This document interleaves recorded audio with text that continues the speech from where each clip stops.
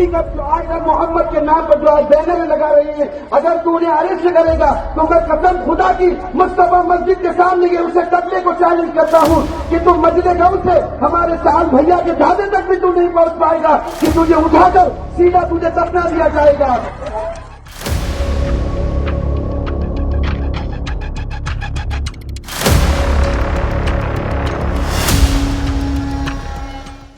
अभी अभी आपने वीडियो में जिस शख्स को देखा, ये है महाराष्ट्र के बीड़ का रहने वाला एक मौलाना, जिसने योगी आदित्यनाथ को, जो कि उत्तर प्रदेश के मुख्यमंत्री हैं, उन्हें धमकी दी थी गाड़ने की और दफनाने की। इस मौलाना की गिरफ्तारी हुई, लेकिन बाद में इसे रिहा कर दिया गया। हैरानी की बात यह है कि जिस वक्त ये सूबे के मुखिया को गालियां दे रहा था, उस वक्त इसके हाथ में आई लव मोहम्मद के पोस्टर्स थे। मुस्तफी का जो आज मोहम्मद के नाम पर जो आज बैनर लगा रही है, अगर तू उन्हें अरेस्ट करेगा तो मैं कसम खुदा की मुस्तफा मस्जिद के सामने ये उसे कतले को चैलेंज करता हूँ कि तू मस्जिद गौ से हमारे साल भैया के ढाबे तक भी तू नहीं पहुंच पाएगा कि तुझे उठाकर सीधा तुझे दफना दिया जाएगा। विवाद हुआ, विवाद इतना बढ़ा कि इस मौलाना के खिलाफ सख्त से सख्त कार्रवाई की जाए, ऐसी मांग उठने लगी। महाराष्ट्र पुलिस ने कार्रवाई की भी, लेकिन इन सब के बीच एक और धमकी भरा वीडियो योगी आदित्यनाथ के लिए महाराष्ट्र से सामने आया है, जहां पर एक मुस्लिम शख्स कह रहा है कि अरे मौलाना साहब, आप गाड़ने और दफनाने की बात क्यों कर रही हैं।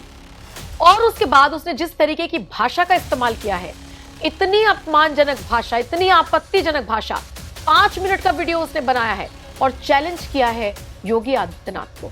और जितनी अभद्र भाषा का उसने इस्तेमाल किया है, सुनकर आप भी दंग रह जाएंगे। कुछ बातें तो ऐसी हैं जो डायरेक्ट इस मंच से आपको सुना पाना भी हमारे लिए मुमकिन नहीं, और मेरे लिए तो कहना ही मुमकिन नहीं, क्योंकि वो इतनी अभद्र और नीच भाषा का उसने इस्तेमाल किया है। लेकिन फिर भी उन सारे घिनौनी बातों को हटाकर, बीप लगाकर मैं ये वीडियो आपको सुनाना चाहती हूँ, ताकि आप देखें कि जिहादी सोच, कट्टरपंथियों की सोच कैसे एक सूबे के मुखिया के लिए दिन पर दिन बढ़ती जा रही है। योगी आदित्यनाथ, अरे मौलाना ये क्या बोल दिया आपने कि इसको दफनाएंगे? अरे ये दफनाने लायक नहीं है योगी सीएम, इसको तो गंदे नाले में जलाएंगे, गंदे नाले में, ये वर्ली में, और तुम्हारा क्या कहते थाना में, वर्ली में जो खाड़ी है वो खाड़ी में जलाएंगे। ये हाल तो तब है जब योगी आदित्यनाथ डंके की चोट पर कहते हैं कि अगर अराजकता फैलाओगे तो बरेली में जैसे पीटे गए हो ऐसे पीटे जाओगे। उसके बावजूद ये हाल है।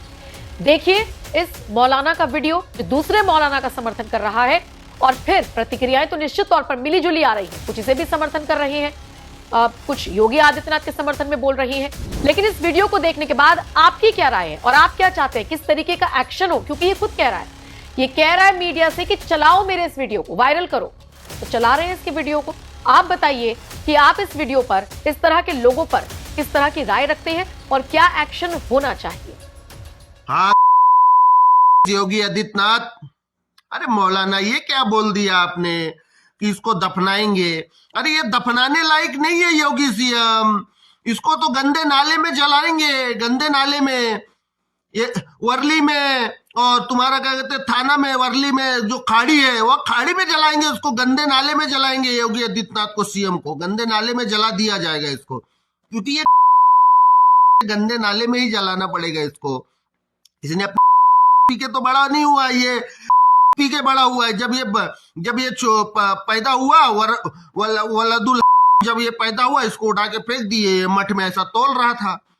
ये गुंडागर्दी करता था, ये गुंडा है, ये कोई साधु संत नहीं है, ये गुंडा है। तूने एक तरफा कार्रवाई क्यों की? सल्लल्लाहु अलैहि वसल्लम हमारे जो हैं Muhammad, I love you Muhammad बोलने पर तूने एक्शन लिया, और जब तेरे माँ के लोग गए थे फतेहपुर में दंगा किए, तो वहां तूने क्यों एक्शन नहीं लिया? ये बता। उन पर एक्शन ले, उन पर एक्शन ले, और नहीं तो तेरा इलाज हम करेंगे, तेरा इलाज हम करेंगे, पक्का करेंगे तेरा इलाज, तुझे गंदे नाले में ही जलाएंगे हम। योगी आदित्यनाथ सीएम सुन ले। ये जानते हुए कि पर्व और त्योहार, उत्साह और उमंग का समय होता है, हर हिंदू परिवार जुड़ता है, साल भर की अपनी पूंजी को इस उत्साह के साथ, समाज के साथ मिल बांट करके अपनी खुशी को मनाता है। कोई हिंदू, कोई सनातन धर्मावलंबी भेदभाव नहीं करता किसी के साथ। कोई भी उसके साथ मिलकर के पर्व और त्योहार मना सकता है, कोई दिक्कत नहीं। लेकिन पर्व और त्योहारों में व्यवधान, पर्व और त्योहारों के समय माहौल खराब करना ये स्वीकार्य नहीं।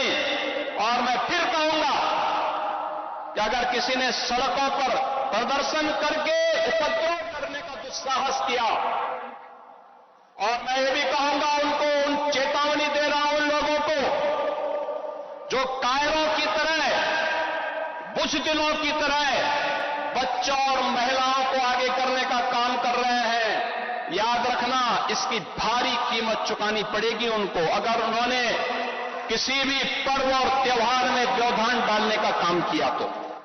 आपने देखा होगा 500 वर्षों का इंतजार समाप्त करके अयोध्या में भगवान राम का भव्य मंदिर का निर्माण हो गया। लोगों को गलतफहमी थी कि ये कैसे होगा। तब भी हर सनातन धर्मावलंबी एक ही बात कहता है, एक ही कहता था, रामलला हम आएंगे, मंदिर वहीं बनाएंगे। बन गया ना मंदिर, रामलला विराजमान हो गए। अयोध्या दुनिया की सबसे सुंदरतम पर्यटन नगरी के रूप में स्थापित हो रही है। और अभी 19 अक्टूबर को दीपोत्सव का भव्य आयोजन इस बार फिर से अयोध्या में होने जा रहा है। उसकी तैयारी के लिए आप भी घर घर में दीपक जलाइए। ये नए भारत का दर्शन कराता है हमें। भारतीय संस्कृति जितनी समृद्ध होगी, भारत जितना मजबूत होगा, लोक कल्याण का और वैश्विक कल्याण का मार्ग उतना ही सशक्त होगा। आज प्रधानमंत्री मोदी जी के नेतृत्व में ये नया भारत दुनिया को यही संदेश दे रहा है। लेकिन कुछ लोग हैं जिनको शांति अच्छी नहीं लगती, कल्याण अच्छा नहीं लगता, कल्याण अच्छा नहीं लगता। जब भी कोई हिंदू पर्व और त्योहार आता है उनको गर्मी आने लगती है, और उनकी गर्मी को शांत करने के लिए हमें पेंटिंग का सहारा लेना पड़ता है। बहनों और भाइयों, आपने देखा होगा महापुरुष किसी भी परंपरा में हो उनका सम्मान होना चाहिए। आस्था अंतःकरण का विषय है, प्रदर्शन का विषय नहीं हो सकता। जिसकी जो आस्था है अपनी आस्था के अनुसार अपने कार्यक्रमों को संपन्न करे, किसी को आपत्ति नहीं होगी।